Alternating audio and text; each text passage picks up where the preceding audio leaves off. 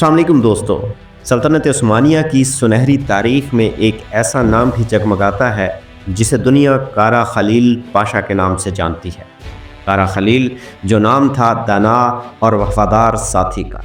मुअज़्ज़ज़ सामीन, इनका पूरा नाम खैरुद्दीन खलील पाशा था, ताहम कारा खलील के नाम से मशहूर हुए।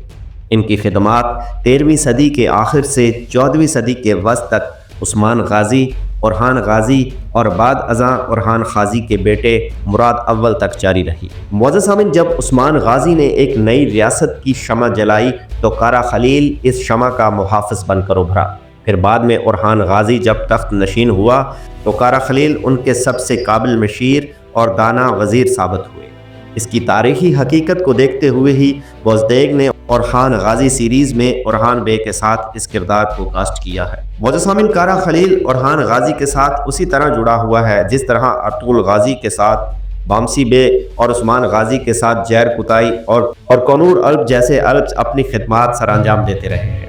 मुअज़्ज़ज़ सामीन, कारा खलील की खिदमात में सबसे बड़ी कामयाबी उस्मानियों की पहली सबसे मुनज़्ज़म फ़ौज, जिसको यनीचरी फ़ौज का लक़ब दिया गया था, उसे तरतीब दिया, जो कि बाद में उस्मानियों की शान बन गई।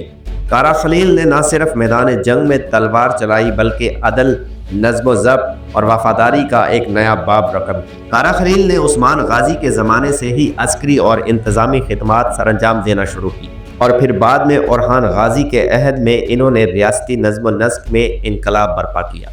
मुअज़्ज़ज़ सामीन, कारा खलील की वफ़ात तकरीबन 1360 के करीब हुई, ताहम उस वक्त बुरसा न सिर्फ उस्मानियों के हाथों फतह हो चुका था बल्कि उस्मानियों का पहला दारुल हुकूमत भी बन चुका था और कारा खलील को दारुल हुकूमत बुरसा के करीब व जवार में ही दफन किया गया।